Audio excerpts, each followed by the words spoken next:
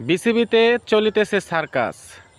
এই সার্কাস 2000 টাকায় টিকিট কেটেও যদি দেখা হয়, তারপরেও এই টাকা বৃথা যাবে না। সেটা মনে করেন বাংলাদেশের সাবেক ক্রিকেটার মোহাম্মদ আফতাব আহমেদ।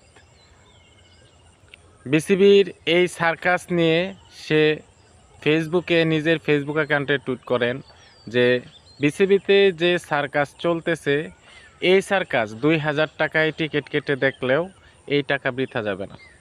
অপরপক্ষে বিসিবির বোর্ড ভেঙে দেওয়ার ফলে, কমিটি ভেঙে দেওয়ার পর নতুন কমিটিতে অ্যাডহক কমিটিতে সভাপতি হিসেবে দায়িত্ব নিয়েছেন বাংলাদেশের ড্যাশিং ওপেনার তামিম ইকবাল। আর এখনই শুরু হয়ে গেছে তেল দেওয়া। বাংলাদেশের যে একজন আইকনিক ফ্যান আছে, টাইগার শোয়েব আলী। গতকালকে দেখলাম উনি ফেসবুকে তামিম ইকবালের একটা ছবি সহ একটা পাঞ্জাবি পরে পোস্ট করেছে। আসলে এত তেল দেওয়া ভালো না। আর তাই তো বলি, বাংলাদেশে এত তেলের সংকট কেন?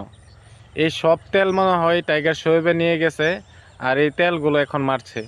তাই বেশি তেল দিয়েন না ভাই, বাংলাদেশে এমনিই তেলের সংকট।